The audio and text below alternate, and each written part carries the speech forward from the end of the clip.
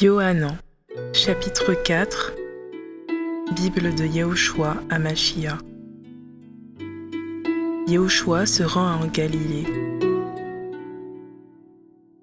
Quand donc le Seigneur sut que les pharisiens avaient entendu dire « Yahushua fait et baptise plus de disciples que Yohanan », toutefois, Yahushua ne baptisait pas lui-même, mais c'étaient ses disciples, il quitta la Judée et retourna encore en Galilée. Yahushua et la femme samaritaine. Or, il lui fallait passer par la Samarie.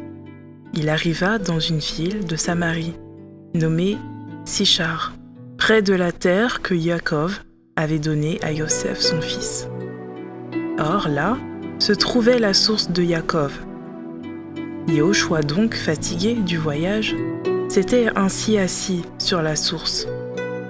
C'était environ la 6e heure, et une femme samaritaine vint pour puiser de l'eau.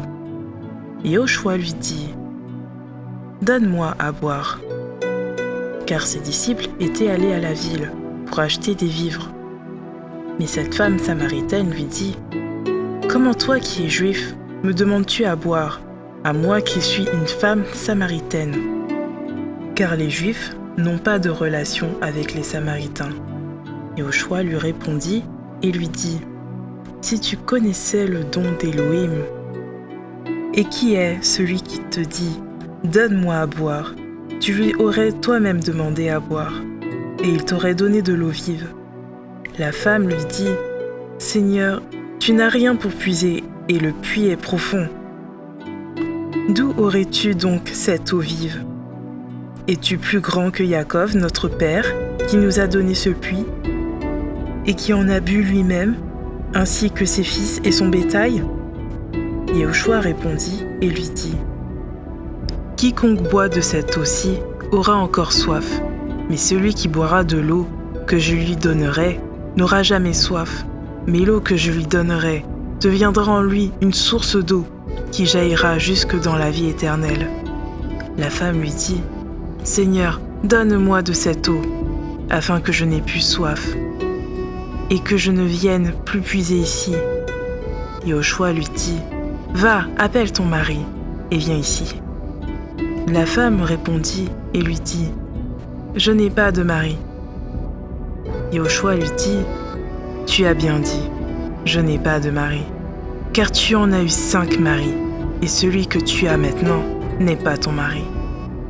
En cela, tu as dit la vérité. » La femme lui dit « Seigneur, je vois que tu es prophète. Nos pères ont adoré sur cette montagne, et vous dites que le lieu où il faut adorer est à Jérusalem. » Yahushua lui dit « Femme, crois-moi, l'heure vient où ce ne sera ni sur cette montagne, ni à Jérusalem, que vous adorez le Père. Vous adorez ce que vous ne connaissez pas. Nous adorons ce que nous connaissons, car le salut vient des Juifs. Mais l'heure vient, et elle est déjà venue, où les véritables adorateurs adoreront le Père en esprit et en vérité. Car ce sont là les adorateurs que le Père demande. Elohim est esprit, et il faut que ceux qui l'adorent, en esprit et en vérité. La femme lui répondit « Je sais que le Machia vient, celui qu'on l'appelle loin. Quand donc il sera venu, il nous annoncera toutes ces choses. » Yahushua lui dit « Moi je suis qui te parle. » Et là-dessus, ses disciples vinrent et ils s'étonnèrent de ce qu'il parlait avec une femme. Toutefois, aucun ne dit « Que demandes-tu » ou « Pourquoi parles-tu avec elle ?» La femme ayant laissé sa jarre d'eau s'en alla dans la ville et elle dit aux gens « Venez voir un homme qui m'a dit tout ce que j'ai fait. Ne serait-ce pas le Machia ?» Ils sortirent donc de la ville et vinrent vers lui. Mais après ce temps, les disciples prièrent en disant « Rabbi, mange !» Mais il leur dit « J'ai à manger une nourriture que vous ne connaissez pas. » Les disciples se disaient donc l'un à l'autre « Quelqu'un lui a-t-il apporté à manger ?» Yahushua leur dit « Mon aliment est de faire la volonté de celui qui m'a envoyé et d'accomplir son œuvre. Ne dites-vous pas encore 4 mois et la moisson vint. Voyez, vous dis-je, levez les yeux et regardez les champs. Ils sont déjà blancs pour la moisson. Or, celui qui moissonne reçoit le salaire et amasse le fruit pour la vie éternelle, afin que celui qui sème et celui qui moissonne se réjouissent ensemble. Car en ceci, la parole est véritable. Autre est celui qui sème et autre celui qui moissonne. Pour moi, je vous ai envoyé moissonner, là où vous ne vous êtes pas fatigués. D'autres se sont fatigués et vous êtes entrés dans leur travail. Yahushua et les Samaritains. Or, beaucoup de Samaritains de cette ville-là crurent en lui, à cause de la parole de la femme qui avait rendu ce témoignage. Il m'a dit tout ce que j'ai fait. Quand donc les Samaritains vinrent le trouver, ils le prièrent de demeurer avec eux. Et il demeura là 2 jours. Et un beaucoup plus grand nombre crurent à cause de sa parole. Et il disait à la femme, « Ce n'est plus à cause de ton discours que nous croyons, car nous l'avons entendu nous-mêmes, et nous savons qu'il est véritablement le Mashiach, le Sauveur du monde. » Yahushua guérit le fils d'un officier. Or, après les 2 jours, il partit de là et s'en alla en Galilée, car Yahushua avait rendu témoignage qu'un prophète n'est pas honoré dans son propre pays natal. Quand donc il vint en Galilée, les Galiléens le reçurent, ayant vu toutes les choses qu'il avait faites à Jérusalem le jour de la fête, car eux aussi étaient allés à la fête.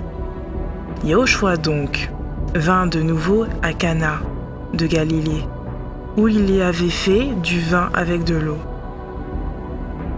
Or, il y avait à Capharnaüm un certain serveur du roi, dont le fils était malade, qui ayant entendu que Yahushua était venu de Judée en Galilée, s'en alla vers lui et lui pria de descendre pour guérir son fils, qui était près de mourir.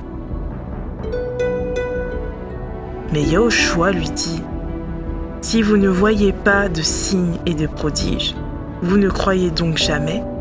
Le serviteur du roi lui dit, « Seigneur, descends avant que mon enfant meure. » Yahushua lui dit, « Va, ton fils vit. » Cet homme crut à la parole que Yahushua lui avait dite, et il s'en alla. Et comme il descendait déjà, ses esclaves vinrent au-devant de lui, et lui apportèrent des nouvelles, en disant, « Ton garçon vit. » Et il leur demanda à quelle heure il s'était retrouvé mieux. Et ils lui dirent, « Hier à la 7e heure, la fièvre l'a quitté. » Le père reconnut que c'était à cette heure-là que Yahushua lui avait dit, « Ton fils vit. » Et il crut avec toute sa maison. Yahushua produisit encore ce second signe après être venu de Judée en Galilée.